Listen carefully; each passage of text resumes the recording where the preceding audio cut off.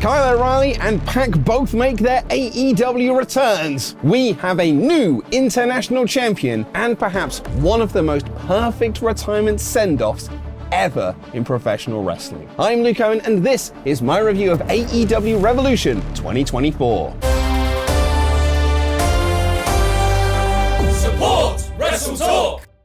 The 0 Hour pre-show saw the Bang Bang Scissor Gang beat Team TNA, Private Party and Willie Mack in a fine opener, though I am wanting more for Jay White here, and the team of Willow Sky and Chris Statlander beat Sky Blue and Julia Hart. They also announced that Pac will be back soon. Fightful Select report that there was a fear within AEW that they wouldn't have Pac wrestling again, so this is great news. The show kicked off proper with Christian Cage retaining his TNT Championship against Daniel Garcia in a very fun match, made even better by this chap and his Support WrestleTalk support each other sign. Shout out to you, good sir. Everyone give them clapping emojis in the comments down below. Let us know who you are and we'll shout you out in tomorrow's news. The numbers game sadly got the better of Garcia despite some assistance from Daddy Magic, and Cage hit the unprettier for the win after more interference by Nick Wayne. And to further celebrate the return of TNA, we went immediately to the back, as there was a cool bit of presentation for the Continental Classic contest between Bryan Danielson and Eddie Kingston. Lexi Nair stood near Danielson and gave a story as to why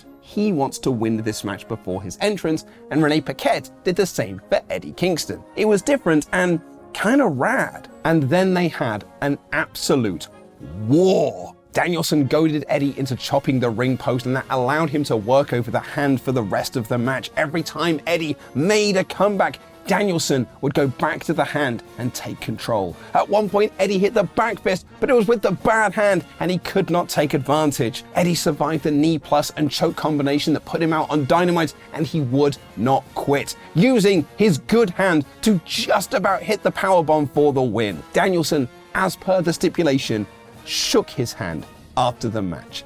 This was so awesome. Given that the second half of Sting's final speech got cut from the pay-per-view feed, I could have done without the All-Star Scramble match with the benefit of hindsight. The crowd enjoyed chanting meat for the beefy boys and popped for all the big dives and big moves by the lighter lads, but this wasn't necessary. There was a great spot where Hook locked in Red Rum on Wardlow and Jericho also got in the walls of Jericho, but it was Wardlow hitting Dante Martin with the last ride that got the win. Roderick Strong beating Orange Cassidy for the International Championship wasn't too much of a surprise. I think most of us figured he was going to win going in, but him winning super clean in the middle of the ring really did surprise me. This started off hot and remained at that pace, acting as a great showcase for Roddy and his Messiah of the Backbreaker gimmick. Cassidy sold his trials and tribulations as champion perfectly, and Roddy got the win with the end of Heartache. This second title run for Cassidy wasn't as good as the first one, but then again, it wasn't the original plan, so yeah. Taven and Bennett celebrated with Roddy after the match when Kyle O'Reilly slid into the ring behind them. This was clearly a big emotional moment for Kyle, who was close to tears throughout the segment, and he hugged Roddy but refused the Kingdom shirt. Again, hindsight, I could have done without that Scramble match to give this more time. Maybe even give Kyle the big music and entrance return. But I'm not going to be mad or upset because Kyle is back. Fightful Select reported that, like Pac, there was a genuine fear in AEW that O'Reilly wouldn't wrestle again. So it's so great that we get to see him wrestle again. But before we get into the rest of the review, here's a word from Pete Quinnell ahead of this coming Friday.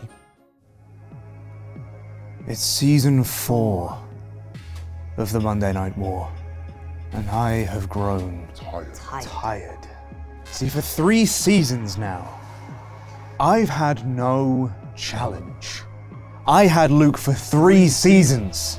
3 seasons of playtime. And look at him. 1, 2, 3. But now, in season 4, I'm being told that things are different. Things have changed. We have 3 players now. But I fail to see how anything has changed. I have completed the 3-peat. And it doesn't matter who's in this season, I will make it the 4-peat. I will add the 4th star to my collection, and I will become the guiding light of my GM. I will prove time after time after time after time that I am the best player at my GM. And it doesn't matter who is in this season. It doesn't matter what happens this season. The fourth beat will be complete and I will become the fourth star. Season 4 of the Monday Night War will be just like every other season. And there is nothing that anybody can do about it.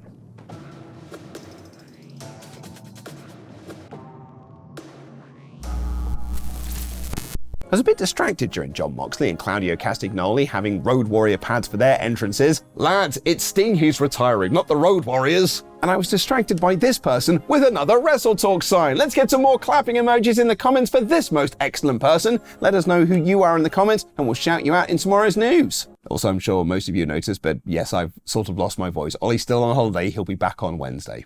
Blackpool Combat Club took on FTR in another terrific match that was already quite great, but jumped into another gear of great when Dax got posted and cut open. The blood added a massive dramatic element to the match and led to an incredible final third of back and forth action and dramatic near falls. The giant swing and basement drop kick combo, the shatter machine pile drivers, neutralizers on the floor, but it all came down to Blackpool Combat Club choking out both Cash and Dax. I had FTR down to win this one, so I'm very curious what is next for both teams. There appeared to be a begrudging respect shown, but no hands shooketh. Spoilers for later on in the broadcast, but Sting and Darby Allin retained their titles and they announced at the press conference that they will be vacating them, with a tournament being used to crown new champs. And this match was a good showcase for why 2024 should be the year of the AEW tag division, and when the tag division remembers just who the hell it is. There was a great fake out at the start of the Toni Storm and Deonna Purrazzo match as Toni's original AEW music hit and someone who looked exactly like Storm came out. And it was actually Mariah May playing mind games with Purrazzo, who wants to see the old Toni Storm back. These two worked very hard to get the crowd into this match, which they eventually did, but the great build and character-driven narrative didn't quite click in the match. Purrazzo tapped out Storm with a Venus de Milo, but Luther distracted Aubrey Edwards. May caused more distractions and Storm hit the pile driver for the win. Given that Storm got a literal tattoo to build this match, I was expecting more drama. Perhaps this is just the first chapter, but in 2 weeks' time we're getting the AEW debut of a certain boss who might become the focal point of this women's division. Will Ospreay made his proper full-time AEW debut by pinning Konosuke Takeshita in a, frankly, phenomenal 5-star match. Considering they had very little story going in, these two really pulled out something special. You could tell this was getting time as well, as the pair did a very New Japan-esque slow build before kicking into overdrive, including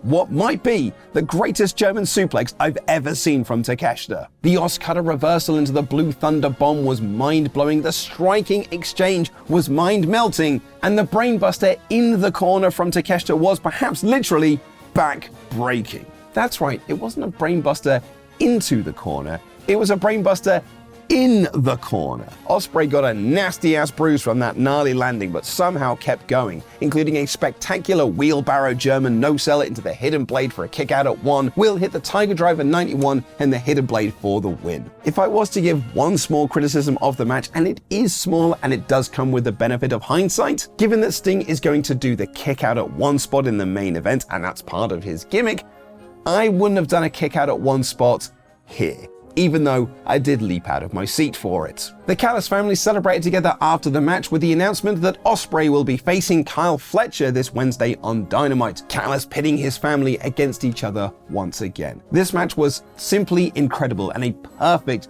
first match for Will Ospreay as part of this AEW roster. It meant that the World Championship 3-way between Samoa Joe, Hangman Page, and Swerve Strickland had somewhat of an uphill battle, but the crowd were with them right from the off. Joe was part of the second best 3-way match I've ever seen, second for obvious reasons, and the opening 5 minutes or so of this match served as a reminder why.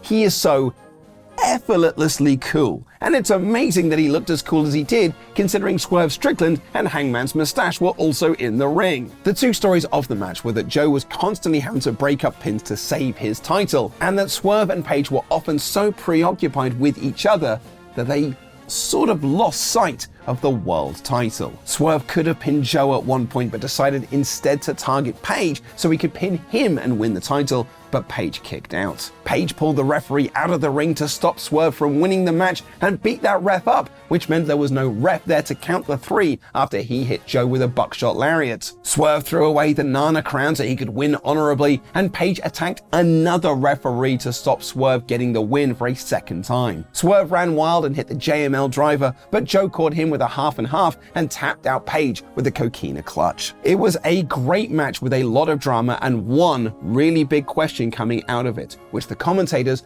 put over hard. Did Paige tap out because he needed to, or did he do it because it meant that Swerve wouldn't win? It's a question we might not get the answer to for a while, as Fightful Select are reporting that Hangman Page will be taking some time off after this match, which might be why he attacked 2 referees. It gives him a kayfabe reason to get suspended. And while there is no time frame on his return, Fightful Select say he could be gone for a few months. There's a lot to talk about with Sting's final match, even just from the entrances. Ric Flair came out and he was joined by guest timekeeper for the match, Ricky the Dragon Steamboat, as they also showed other legends at ringside ready to watch Sting's final match. The Young Bucks came up in the Cody-vator. Sting watched a career retrospect video that not only got him emotional but made me cry. Then he came out with his sons dressed in his Surfer and Wolfpack gimmicks, and finally Sting came out to Metallica's thundering Seek and Destroy. It was perfect. And then all hell broke loose. The Stinger sons did Stinger splashes, they got loads of plunder out, including sheets of glass. Calm down, Jack! They brawled through the crowd, they went off the stage through tables, and then, well, what might be the most insane thing I've ever seen, as Darby did a flip dive off a ladder to the floor and crashed through glass propped up by chairs. This was jackass levels of holy shit, and a spot that I would imagine will be quite divisive. For me, it was awesome, spectacular, and rather fitting for Sting's final match, but I get why some won't like it. With Darby now out of the match, it became Sting's greatest hit. He beat up both of the Bucks, he no-sold super kicks, he went through a table off a ladder, he went through glass himself. He kicked out of a belt shot, he kicked out of the EVP trigger at 1, and he powered up. Darby returned and hit a coffin drop on a prone Matthew Jackson, allowing Sting to turn him over into a Scorpion Deathlock for the tap-out win. A fantastic, well-structured, well-paced, just about perfect final match one could ask for. There's a lot of criticisms that you can throw at AEW, but their treatment of Sting and his final send-off cannot be among them. Sting's closing speech capped off what was an exceptional pay-per-view. Fantastic from top to bottom, filled with drama, great wrestling, captivating storytelling, and a perfect send-off. It might be the best AEW pay-per-view ever. AEW Revolution is 5 out of 5. And now you can ride your Revolution high by watching our latest WrestleTalk feature as I chart how WWE changed the way you watch media. My voice sounds much better in this video.